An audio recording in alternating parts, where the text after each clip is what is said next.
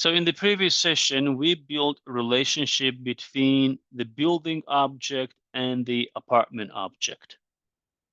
So here is that relationship that we have so far. And what I want to do is I want to also build another relationship, which is going to be between the apartment object and a tenant object. So what is that for? Basically, in the apartment object, we're storing information about apartments, for such as like a number of rooms it has, an address it has, and many more information we can store in it if we want to. And then we have a building object where we store information about buildings. Now the turn is to create a tenant object. In tenant object, we're going to be storing information about the people that are living in each apartment, okay, in each apartment unit. So now here is the question. We can have scenario where in one apartment there can be one tenant, or there could be scenarios that in one apartment there can be more than one tenants. Now, what is that relationship here? Is that one-to-one relationship, or can we call it one-to-many relationship? Because sometimes when the apartment is rented, like multiple tenants can be there, right? So two tenants can get together and rent that. Let's say our business model allows that. Let's say we have property management business and we allow multiple tenants to live in the same apartment. Or we're also okay if just single tenant lives in that entire apartment. So even in one apartment, one single tenant can live. This relationship is still called one-to-many relationship, okay? One-to-many relationship, because in one apartment we can have many tenants. Now, when we were building the relationship between building and apartment, we created a master detail relationship. We created a master detail relationship. Why did we create master detail? Why did we go with a master detail relationship, but not a lookup relationship, right? As we mentioned earlier, these relationships can be built either by using the master detail field or either by creating that lookup field. In the previous scenario, when we were building the relationship between building and apartment, we created the master detail field on the apartment object. All right, on the apartment object. That is because in real scenarios, or it can change, it can be dependent on how the business model is too. Apartments would not exist if there's no building, right? The building needs to exist so the apartment can exist, right? So that's why we go with master detail relationship there. And also we have this slide that explains it. If we think that child record cannot exist without a parent record, then we can go with the master detail relationship. In that building and apartment scenario, apartment cannot exist without a building. Any given apartment has to have a building, right? So that's a good example for master detail. Then the other scenario between tenant and apartment. We can have a tenant, we can have an apartment, but sometimes there could be no tenants living there, right? Right. So in that type of relationship, also uh, uh, think about this: can tenant exist without an apartment? No, right? A tenant would live and would need an apartment, just like an apartment would need a building to exist. A tenant would also need an apartment. So in that scenario also, we can create a master detail field on the tenant object and build that relationship. So what I will do is let's go back and show you that model. So here we have a tenant object that is related to apartment. And it also has the master detail relationship in it. So how do we build this in Salesforce? Again, I have to create a new object that is called tenant. All right, let's go to the details of the tenant object. It is going to have just one additional field so that we can quickly create it and demo that relationship. And it will be related to the apartment object. So let's go to Salesforce.org and set up, then navigate to Object Manager and create new custom object. Give it a name, tenant. Plural format is tenants. I'm not giving a description, keeping this as it is and selecting this optional settings. Save.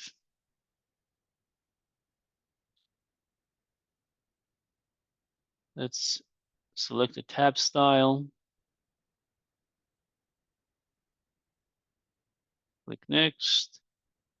Tab visibility, we're not making it on these profiles. We're hiding it on all the from all other profiles except for our test user and our admin user. We're not making that tab available for all these applications. We're only making it available for sales application, this one. And click save. So we do have that tenant object now. It's a good time to go to Schema Builder and see that relationship between those three objects. We already have a relationship between building an apartment. Let's bring this up. Building an apartment. And let me also find tenant here. Tenant. So tenant object is here, but it doesn't have any relationship between either object. I want to relate this to apartment. And I know that in one apartment, we could have one tenant or more than one tenant, right? So the relationship between apartment and tenant is one to many. In one apartment, we could have one or many tenants, just like this. All right, just like this. So I want to build this relationship now. If you want to build this relationship, you have to create that master detail field on the child object. Okay, sometimes you'll be thinking, okay, I need to build a relationship between these two objects. Then, and I also know that I have to either create the master detail field or the lookup field, but on which object I should create it? The answer to that question is you always create it on the child object, or sometimes it is referred to as created on the many side. See these three legs over here? That's the many side. It means one apartment can have many tenants. So don't forget that. All right, let's go to tenant object. Here on the tenant object, we have to create that new field. New. And the relationship is going to be master detail. Click next. Relate to apartment. Click next. Field name automatically populates. Child relationship name tenants. Click next. Now, the master detail field is a required field because in this scenario, the tenant cannot exist without having an apartment, right? it is making this master detail field required and visible to all these profiles, because regardless of which profile user is creating a tenant record, they must be able to relate that tenant record parent to the parent record. That's why this access is by default given to them. If you remember, when you create other custom fields, you have an option to give out access and not to give access, but here you don't have it. For example, if I go back here, we know that we have that master detail relationship between apartment and building, which building being the parent object and apartment the child object. I cannot create an apartment without telling which one is the building, without giving it a building.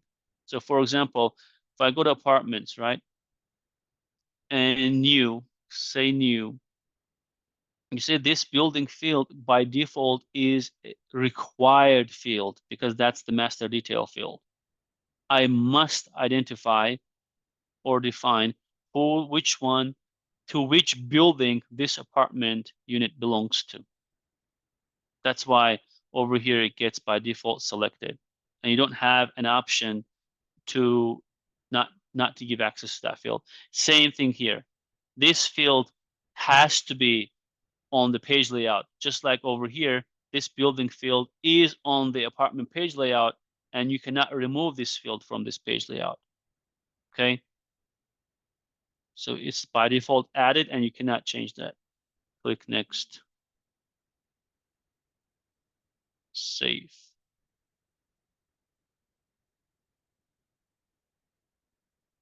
All right, that's pretty much what we needed. Now we'll go back to our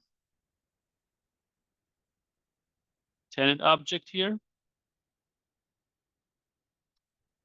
and build a tenant or create a tenant. Let's say this tenant's name is Mike John, and he's living in this apartment. So I have to tell in which apartment he's living. Think about this scenario. You have a property management business, and there is a tenant. And if there's a tenant, there must be an apartment where that tenant lives. So the people at the office would have to get this information from the tenant. Hey, in which apartment you're living, or whenever they rent that space from them, they have to assign this value, because the tenant cannot rent a space without knowing what space they are renting, right? Or what apartment they are renting. So let's say this tenant lives in this apartment and click save. All right, and let's also go to our schema builder and do a refresh here, and now we should see that relationship between tenant and apartment. All right, so here we go. We have that relationship.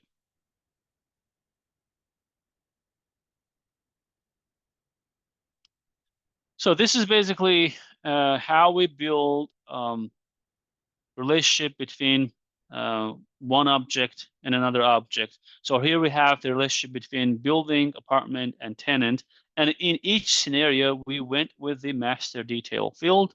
The reason is apartment cannot exist without building, and tenant cannot exist without an apartment. In bigger building, there will be always many apartments, right? There will be always many apartments. But that is an obvious one-to-many relationship. But in this scenario, apartment and tenant, sometimes you could have one tenant living in one apartment. Sometimes you could have more than one tenants living in one apartment. So that is still called one-to-many relationship, okay? Right? So this, even though it is allowed to have more than even though it is okay to have one tenant or more than one tenant in the apartment, this is called a one-to-many relationship. But in terms of social security number and a person, like one person can have only one social security number regardless of what. Right? That's a clear one to one relationship. One car will always have only one number plate, right? There will not be scenarios where they could make an exemption. Okay, your car can have two number plates, right? So we haven't heard of that scenario, right? So that is a clear one-to-one relationship.